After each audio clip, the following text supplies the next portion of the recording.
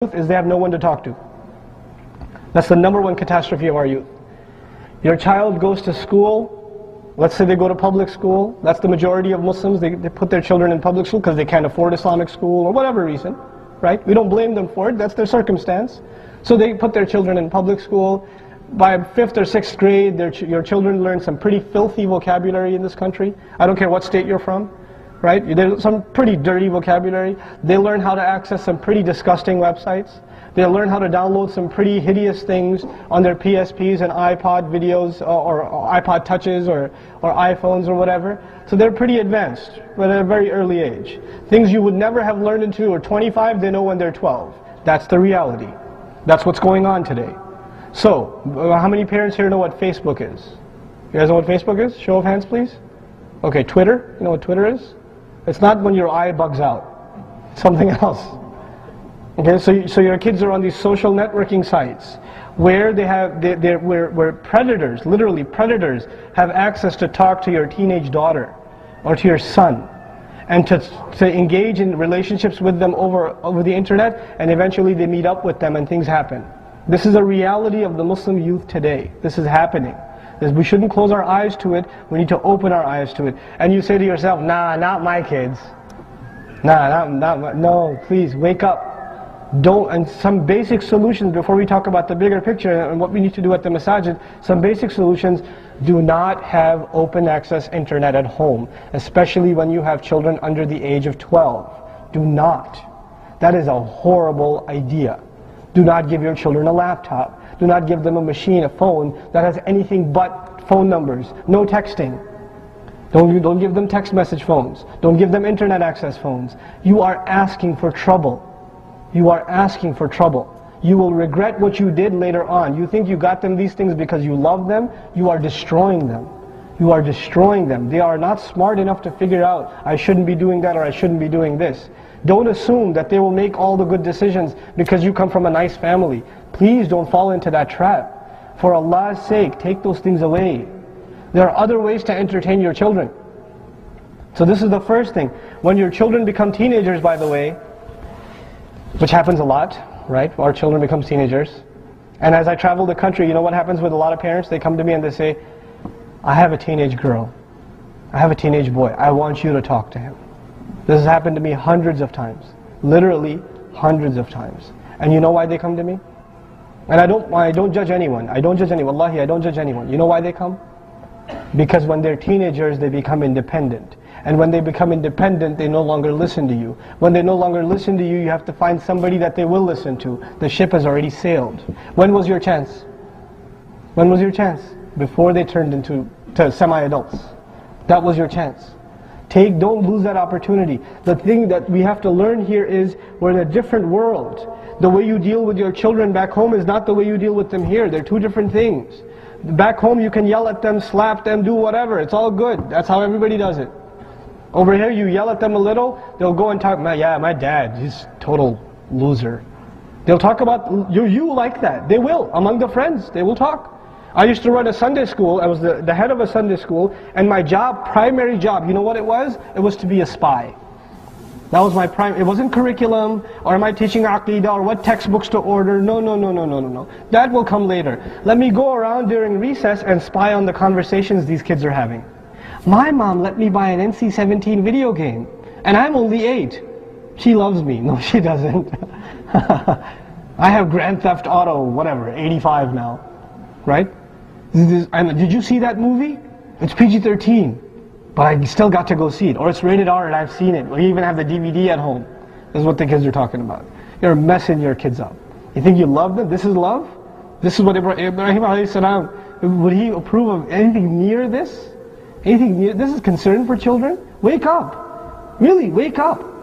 We've exposed our children to things. In this society, it's gone progressively worse, in media especially. So a movie that was PG-13 10 years ago is PG now. Okay, the standards have dropped. They're talking about it. It's not even me, they're talking about it. Right? So, for example, homosexuality and these kinds of filthy things have now become norm even in cartoons. It's not Tom and Jerry anymore. Things have changed. Things have changed. We have to be aware of what's going on, what our children are watching, the kinds of language they're using, the things they find normal, the things that have just become part of life. And you know, when you come to the masjid and you see people with beards and making salah and they're talking in a certain way, do your children see more of that, or do they see the real world more? What the children see more is what they define as normal. So to your kids, in their head, this isn't normal. That's normal. And that's a problem. That's the real problem. They don't see this as normal. They see the outside world as normal. How do we change that for our children? How do we make this change happen for our children? This is really what I want to first be aware of this problem, and then let's talk about how to address this problem. What did I say the number one catastrophe for our children is? They have no one to talk to. They have no one to talk to. When your child goes to public school and sees a boy and a girl together, or some girl comes up to your boy and says, you want to go to the prom, or we're getting together at this restaurant, you want to come with me, you're kind of cute. This happens to your 5th grader. This happens to your 7th grader. Your girl, your boy, it happens to them.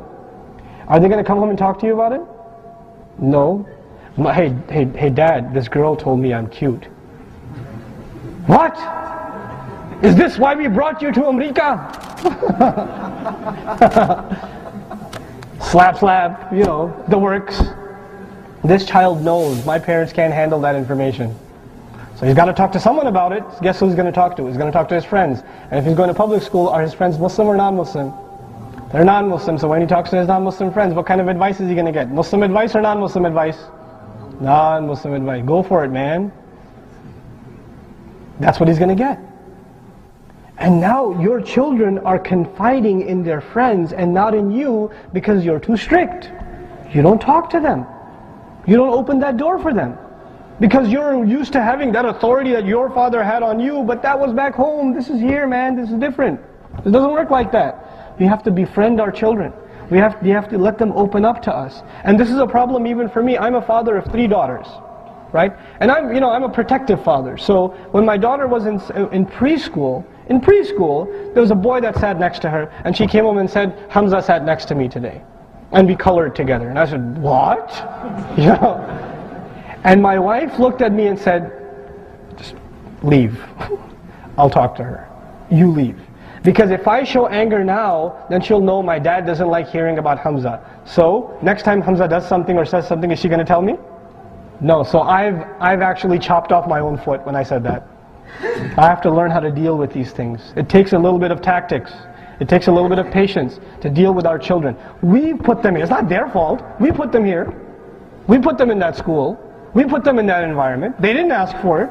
We put them there. So if they're exposed to bad things, whose fault is it? Ours. So we have to take a little bit of responsibility and not just say, oh, how dare you say this, or how dare you learn that word. Well, you put me in that school.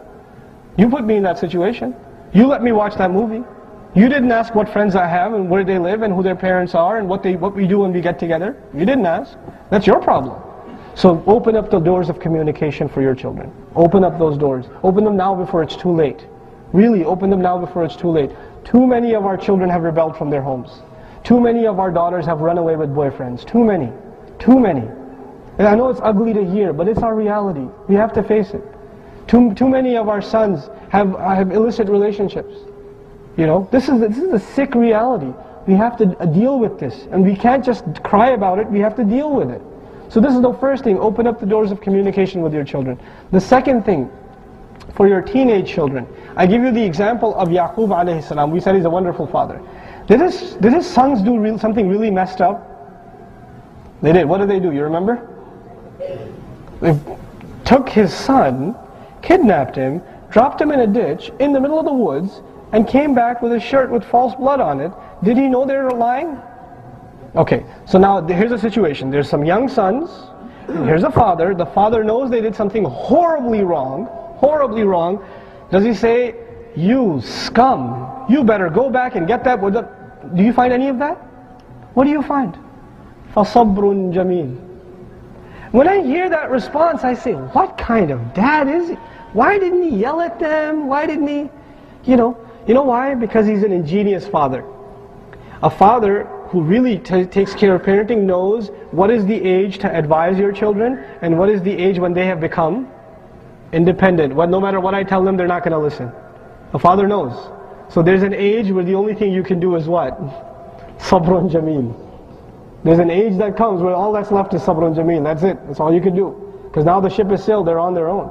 They're on their own. So your job is before they get to that point. Now if they've gotten to that point, if you have teenage kids, then the best you can do is try to introduce them to better company.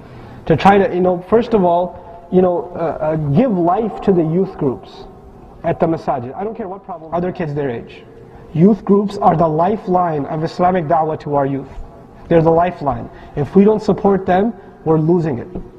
Doesn't matter. Get over your fiqh debates, whether it's 8 taraweeh or 20 taraweeh, your children don't care. That's a bigger problem. We can worry about those problems when times are good. These aren't good times.